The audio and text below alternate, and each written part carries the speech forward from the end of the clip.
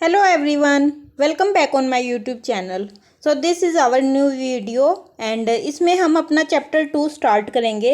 Basically हमने अपना जो चैप्टर 1 था वो कंप्लीट कर लिया है. चैप्टर 1 में हमने कॉन्स्टिट्यूशन के बारे में काफ़ी डिटेल स्टडी की थी, जिसमें हमने पढ़ा था कि जो कॉन्स्टिट्यूशन है वो अपनी एग्जिस्टेंस में कैसे आया. साथ ही हमने स्टडी किया कि जो कॉन्स्टिट्यूशन है वो हमें क्या प्रोवाइड करता है एंड साथ ही हमने काफ़ी सारे प्रोविजंस के बारे में भी स्टडी किया था. तो जो हमारा चैप्टर 2 है ये बेसिकली कॉन्स्टिट्यूशन में जो हमारा इंडियन कॉन्स्टिट्यूशन है उसमें हर एक सिटीजन को कुछ राइट्स प्रोवाइड किए गए हैं. तो जो चैप्टर 2 है ये इन्हीं राइट्स पर बेस्ड है. यहाँ पर आपको पता है कि हमें 6 फंडामेंटल राइट्स मिले हुए हैं, उन्हीं को डिटेल में स्टडी किया जाएगा. तो चलिए एक बार हम पहले इस चैप्टर का ओवरव्यू ले लेते हैं कि इस चैप्टर में हम क्या स्टडी करेंगे. वैसे आपको नाम से आइडिया हो गया होगा, rights in the Indian constitution. And चलिए अब हम इसका ओवरव्यू स्टार्ट करते हैं. जो इंडियन कॉन्स्टिट्यूशन है, हमारा कॉन्स्टिट्यूशन हमें क्या प्रोवाइड करता है, इसके ऊपर 1 या 2 वीडियो सेकंड या और थर्ड पार्ट है चैप्टर 1 का, उसके बारे में उसमें बताया गया है कि जो हमारा कॉन्स्टिट्यूशन है वो हमें क्या प्रोवाइड करता है.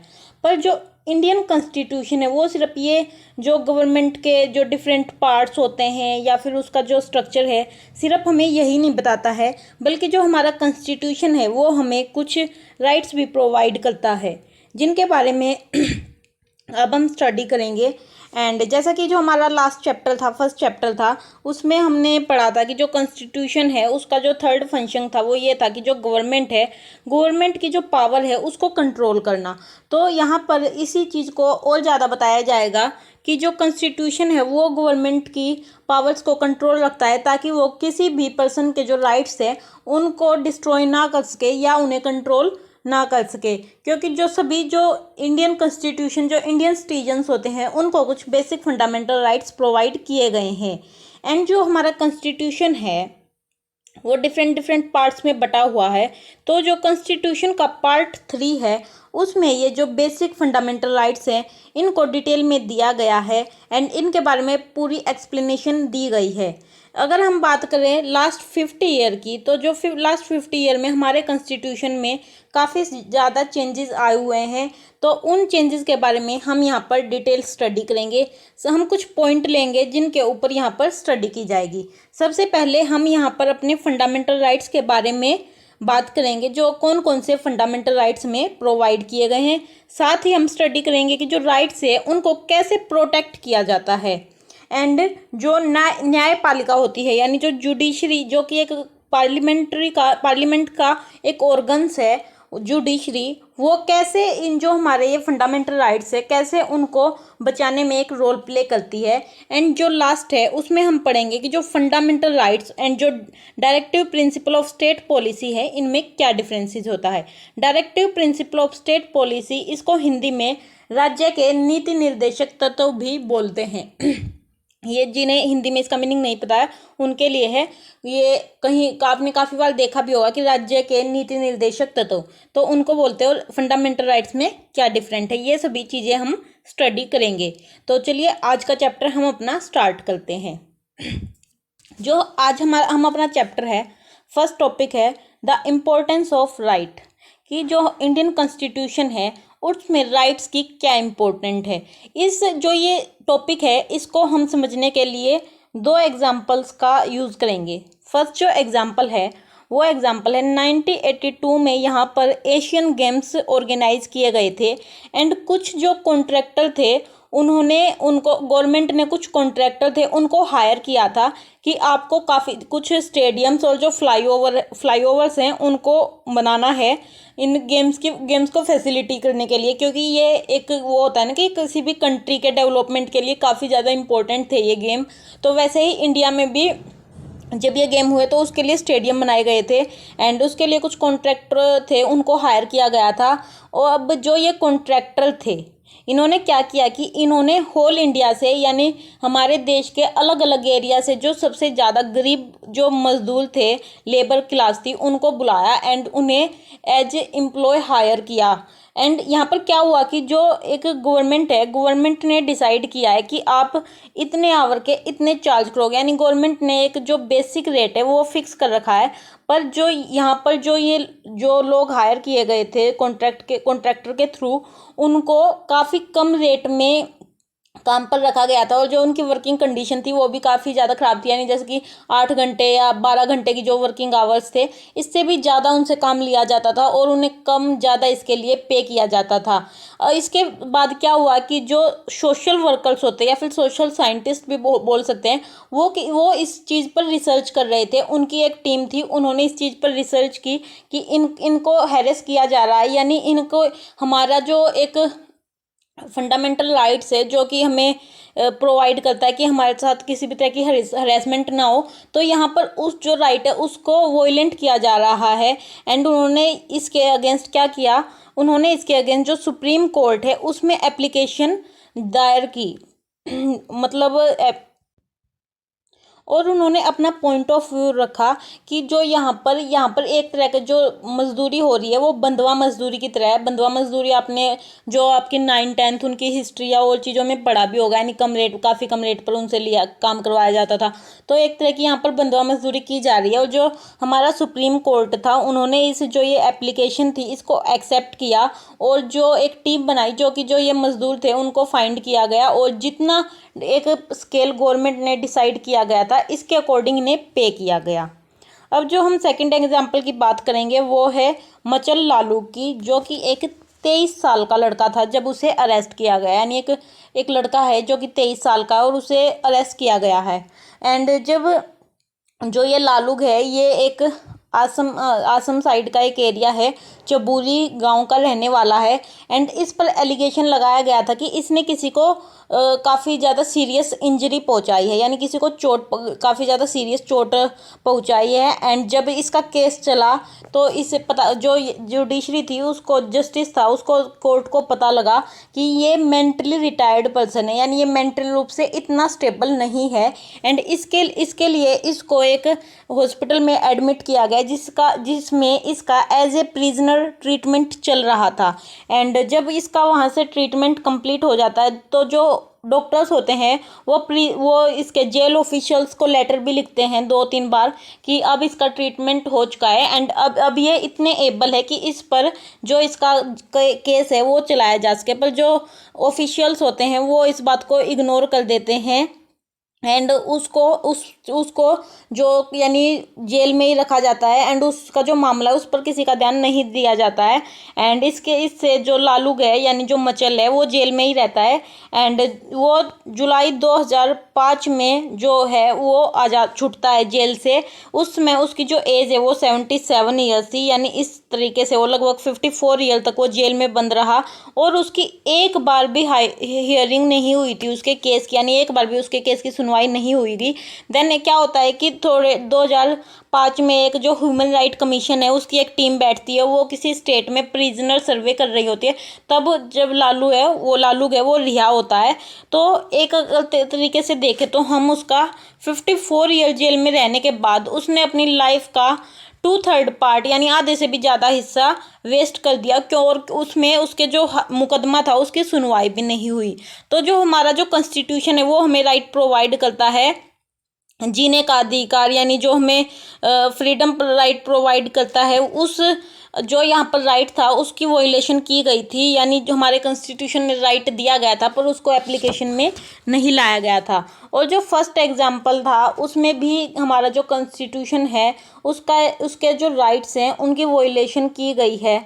एंड क्योंकि उनके जो अधिकार हैं, ये एक जो बेसिक स्केल था वो उन्हें नहीं दिए जा रहा था, पर जो उसके अगेंस्ट जब न्यायालय में अप्लाई किया गया तब उन्हें उनकी मजदूरी मिली है जिसके वे हकदार थे।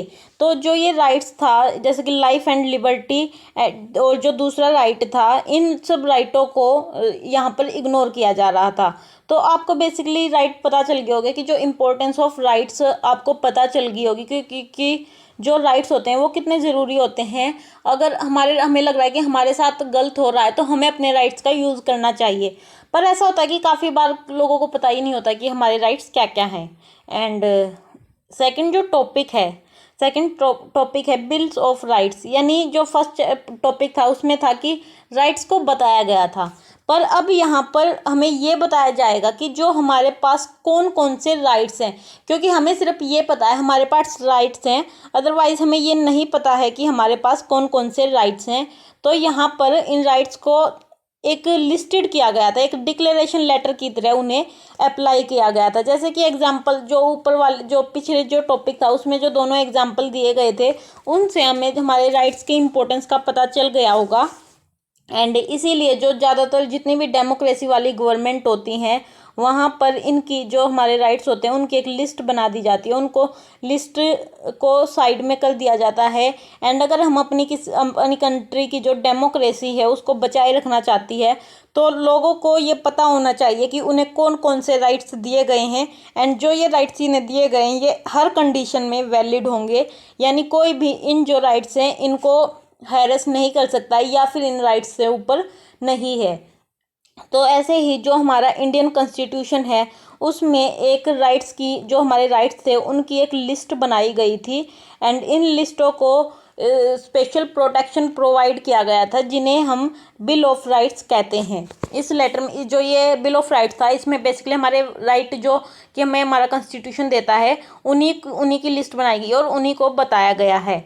एंड ये जो बिल ऑफ राइट्स है ये हमें एक वे प्रोवाइड करता है, हमें प्रोटेक्शन प्रोवाइड करता है कि जो गवर्नमेंट है वो हमारे राइट्स को हैरेस नहीं कर सकती या हमारे जो राइट्स हैं उनकी वोलेशन नहीं कर सकती है, और अगर ऐसा होता भी है तो हमें प्रोटेक्शन प्रोवाइड किया जाएगा या फिर उस चीज़ का सॉल्यूशन निकाला जाएगा। अब यहाँ पर बात आती है कि जो इंडियन कॉन्स्टिट्यूशन हमें राइट देती है हमें वो किससे बचाने चाहिए, यानी जो एक नॉर्मल सिटीजन है उसके राइट्स को किससे खतरा हो सकता है, कौन उन्हें हार्म कर सकता है।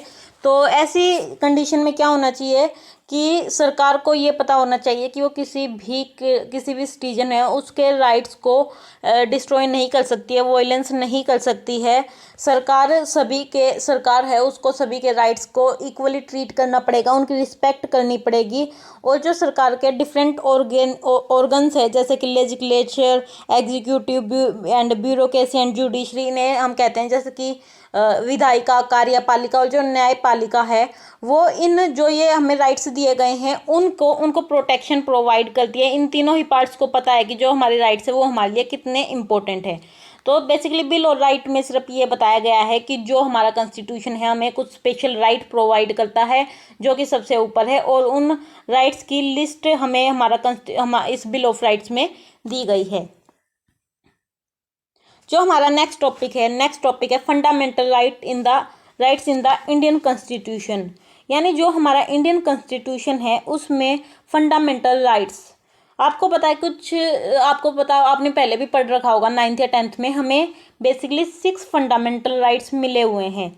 तो ये 6 जो फंडामेंटल राइट्स हैं उनको इस चैप्टर में डिटेल में स्टडी किया गया है। एंड ये जो फंडामेंटल राइट्स है ये हमें कैसे मिले, इसमें सिर्फ यही बताया गया है कि जो 1928 में जो मोतीलाल नेहरू थे, यानी जवाहरलाल नेहरू के जो पिता थे, उन्होंने एक मांग उठाई थी कि हमें बिल ऑफ राइट्स चाहिए। यानी हम जो अंग्रेज हैं यानी 1928 तक तो हमारा देश आज़ाद भी नहीं हुआ था, तो उस टाइम पर जो ब्रिटिश रूल था उनसे भी वे कहते थे कि जो ब्रिटिश गवर्नमेंट है उनको इंडियन जो सिटीजन्स हैं उनके रूल्स की रिस्पेक्ट करनी चाहिए।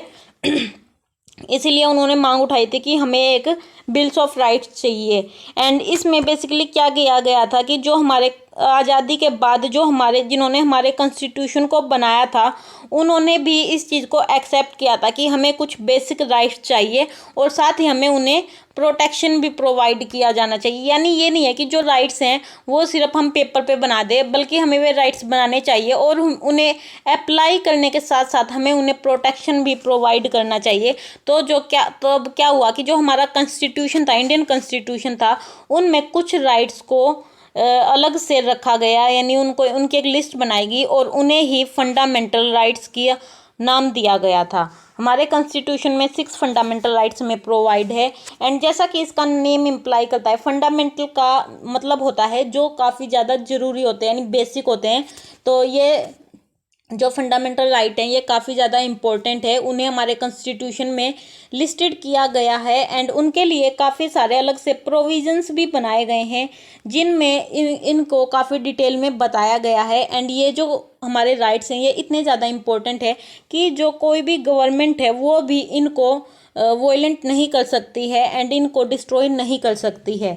जो हमारे जो फंडामेंटल राइट्स हैं वो जो अदर्स राइट्स होते हैं उनसे काफ़ी ज़्यादा डिफरेंट होते हैं, क्योंकि जो फंडामेंटल राइट्स होते हैं उनको बनाने के लिए हमारा कॉन्स्टिट्यूशन के थ्रू ये बनाए जाते हैं, और जो बेसिक अदर राइट्स होते हैं उनको हम अलग लॉ पॉलिसी उनके थ्रू बना सकते हैं और उनको चेंज भी किया जा सकता है। पर वहीं जो ये फंडामेंटल राइट्स होते हैं ये इनकी गारंटी हमारा खुद हमारा कॉन्स्टिट्यूशन लेता है, और अगर हमारा कोई भी फंडामेंटल राइट हमें चेंज करना पड़ता है या फिर उसमें अमेंडमेंट की ज़रूरत पड़ती है तो उसके लिए हमें कॉन्स्टिट्यूशन में अमेंडमेंट करनी पड़ती है, यानी कॉन्स्टिट्यूशन को में चेंज करना पड़ता है, जो कि एक काफ़ी लेंथी एंड काफ़ी अपने आप में ही एक वाइड प्रोसेस है। तो इसीलिए सरकार जो हमारी गवर्नमेंट है उसका कोई भी पार्ट इन जो ये राइट्स हैं इनके अगेंस्ट नहीं जा सकता है। जो आगे के जो चैप्टर्स होंगे वैसे उनमें हम स्टडी भी करेंगे कि जो ये फंडामेंटल राइट्स है इनको रोकने के लिए कुछ जो जुडिशरी होती है उनके पास कुछ पावर्स भी होती है, जैसे कि जो एग्जीक्यूटिव और जो दूसरी एक और थी नाम नहीं आ रहा अभी, एंड एग्जीक्यूटिव एंड जो एक अदर ऑर्गन्स था, वे जब कोई ऐसा डिसीजन लेती हैं जो कि हमारे फंडामेंटल राइट्स के अगेन होती है तो जुडिशरी अपनी पावर का यूज़ करके उनको इलीगल डिक्लेयर कर सकती है। एंड उनको जब जुडिशरी को लगता है कि ये जो हमारे हक में नहीं है तो उनको इलीगल डिक्लेयर करके उनसे जो उन पे लिमिटेशंस लगा सकती है। इसीलिए जो ये हमारे फंडामेंटल राइट्स हैं इन पे किसी भी तरह से इनको लिमिटेड नहीं किया जाता। हालांकि जो हमारे फंडामेंटल राइट्स है वो कुछ कंडीशंस सर्कमस्टेंसेस जैसे कि एमरजेंसी, इसके बारे में हम आगे पढ़ेंगे, एमरजेंसी जैसी सिचुएशंस हैं वहाँ पर फंडामेंटल राइट्स को कुछ हद तक लिमिटेड किया जाता है, यानी उनको इंसान बेसिक जो सिटीजन होते हैं उनसे ले लिया जाता है। तो फंडामेंटल राइट्स का बस यही था कि ये कैसे थे और क्यों बनाए गए थे। 1928 में सबसे पहले जो मोतीलाल नेहरू थे उन्होंने इसके लिए मांग उठाई गई थी। एंड जो ये फंडामेंटल राइट्स है काफ़ी इंपॉर्टेंट है क्योंकि जो ये राइट्स है ये हमारे कॉन्स्टिट्यूशन के थ्रू हमें मिले हुए हैं। एंड ये बेसिक राइट से भी अलग है क्योंकि वे किसी अलग एक पॉलिसी है कोर्ट के थ्रू बनाए जा सकते हैं और चेंज किए जा सकते हैं, पर इन्हें चेंज करने के लिए जो हमारा कॉन्स्टिट्यूशन है उसमें चेंज किया जाता है और ये काफ़ी ज़्यादा इम्पोर्टेंट है। तो नेक्स्ट जो हमारा एक एग्जाम्पल लिया गया है हमारे कॉन्स्टिट्यूशन को इन फंडामेंटल राइट्स को लेकर, ये एक एग्जाम्पल लिया गया है साउथ अफ्रीका का लेके। जो साउथ अफ्रीका में bill of rights in the south Africa constitution, ये इसका एक एग्जाम्पल प्रोवाइड करता है कि जो हमारा बिल ऑफ राइट्स है वो आखिर क्या है। जो साउथ अफ्रीका का जो कॉन्स्टिट्यूशन है वो 1996 में बना था। एंड जब ये कॉन्स्टिट्यूशन बनाया गया था तो वहाँ पर काफ़ी सारे सिविल्स वॉर चल रहे थे क्योंकि वहाँ पर काफ़ी सारे आज़ादी के लिए मूवमेंट्स चल रहे थे। तो ऐसे में जो साउथ अफ्रीका का जो कॉन्स्टिट्यूशन बनाया गया था तो ये जो राइट ऑफ बिल था ये उनका अपने डेमोक्रेसी को बचाने के लिए उन्होंने अपना बेस बनाया था। एंड इसी में पहले ही ये क्लियर कर दिया गया था कि किसी भी इंसान के साथ यहाँ पर जेंडर या फिर caste, marriage status, colour and age, किसी भी रिलीजन, किसी भी चीज़ को लेकर उनके साथ किसी भी तरह का डिस्क्रिमिनेशन नहीं किया जाएगा। एंड जो साउथ अफ्रीका का जो कॉन्स्टिट्यूशन है वो एक ऐसा कॉन्स्टिट्यूशन है जो यहाँ के सिटीजन्स को काफ़ी ज़्यादा राइट्स प्रोवाइड करता है। एंड इनको एक पूरे जो एक जुडिशरी सिस्टम होता है उनके थ्रू इनको लागू किया जाता है, यानी कॉन्स्टिट्यूशनल जो एक तरीका उसके थ्रू इनको लागू किया जाता है। एंड जो साउथ अफ्रीका का कॉन्स्टिट्यूशन है उसमें काफ़ी सारी चीज़ों को ऐड किया गया है, जैसे कि इंफॉर्मेशन राइट एंड रिलीजन के ऊपर राइट, हायर एजुकेशन और बेसिक एजुकेशन का राइट, चाइल्ड राइट्स। तो काफ़ी सारे राइट्स जो साउथ अफ्रीका कॉन्स्टिट्यूशन है वो उन्हें प्रोवाइड करता है। तो बेसिकली आप अब तक समझ ही गए होंगे कि जो कॉन्स्टिट्यूशन ऑफ राइट है ये क्या प्रोवाइड करता है। एंड जो बिल ऑफ राइट्स है ये क्या प्रोवाइड करता है। बिल ऑफ राइट्स बेसिकली इसमें ये एक ऐसे तरीका, इसे हम घोषणा पत्र भी बोल सकते हैं। जैसे कि आप अपनी एक टू डू लिस्ट बनाते हो तो टू डू लिस्ट में आप क्या करते हो कि आज हमें ये करना है, ये करना है, ये करना है। तो ऐसे ही जो ये बिल ऑफ राइट्स है ये ऐसे राइट्स का एक लिस्ट है जिसमें जो कि हमारे काफ़ी ज़्यादा इम्पोर्टेंट राइट्स हैं। अब हम एक एग्जांपल लेंगे, यानी जो अब आगे की जो टॉपिक्स होंगे उनमें जो ये एक एक राइट्स है इनको ही काफ़ी डिटेल में बताया गया है। एंड अभी तक आपको पता चल गया होगा कि ये जो राइट्स हैं ये कौन कौन से हैं। जो हमारा फंडामेंटल राइट्स है उनमें 6 राइट्स आते हैं, जैसे कि right to equality, right to freedom, right against exploitation यानी शोषण के विरुद्ध अधिकार। यानी आपके साथ अगर किसी भी तरह का आपको लग रहा है कि हैरेसमेंट हो रहा है तो आप उसके अगेंस्ट आवाज़ उठा सकते हो। And right to freedom of religion, आपको अपने धर्म को मानने की फ्रीडम है। And cultural and educational right, जो आपको सांस्कृतिक और एजुकेशन के आधार पर राइट प्रोवाइड करता है। And right to constitutional remedy, इसका मतलब है कॉन्स्टिट्यूशनल रेमेडी ये काफ़ी ज़्यादा इम्पोर्टेंट राइट है, क्योंकि ये एक वे है जिससे आपको ये रहेगा कि अगर ये जितने भी राइट है, जो ऊपर वाले जो राइट हैं, ये आपको इन्हीं के थ्रू मिलते हैं। यानी आपको लगता है कि मेरे इस राइट का को नहीं, ये राइट मुझे नहीं दिया जा रहा, तो ऐसी कंडीशन में जो आपका राइट टू कॉन्स्टिट्यूशनल रेमेडी है काफ़ी यूजफुल होगा। एंड एक बार इनका ओवरव्यू ले लेते हैं कि जो ये राइट्स हैं इनमें बेसिकली क्या बताया जाता है। जो सबसे पहला जो राइट टू इक्वालिटी एक्ट है, राइट टू इक्वालिटी एक्ट में क्या है, जो इक्वालिटी है उसको काफ़ी ज़्यादा इम्पोर्टेंस दी गई है। यानी लॉ के सामने सभी इक्वल होंगे, किसी के साथ उसके रिलीजन को लेके, कास्ट को लेके, जेंडर को लेके एंड बर्थ प्लेस को लेके किसी भी तरह का डिस्क्रिमिनेशन नहीं होगा। जो एम्प्लॉयमेंट से रिलेटेड अपॉर्चुनिटी है वहाँ पर किसी भी तरह का कोई भी डिस्क्रिमिनेशन नहीं किया जाएगा। साथ ही जो टाइटल्स हैं उनको अबोलिश किया जाएगा। एंड जो अनटचेबिलिटी है यानी छुआछूत जैसी जो चीज़ें हैं उनको भी हमारे राइट टू इक्वालिटी में ख़त्म किया गया है और इलीगल माना गया है।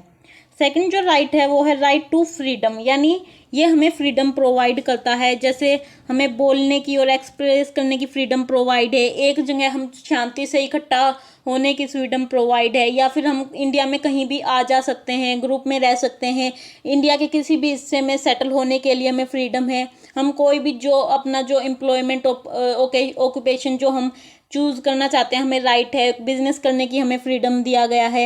एंड जो हमारी लाइफ है उसको प्रोटेक्शन, और जो हम किसी तरह से एक दैहिक वाला होता है कि जो मरने के बाद यानी हम जो अपना अंतिम संस्कार करते हैं हमें वो अपने तरीके से करने का राइट है। एंड जो हमारे कॉन्स्टिट्यूशन को क्या कहते हैं, जो हमें पनिशमेंट मिली होती है या फिर हम अपने बिलीव को लेके करते हैं, वो हर तरह के राइट्स हमें, प्रिकॉशंस हमें इसमें मिलते हैं, यानी हर तरह की फ्रीडम हमें मिलती है।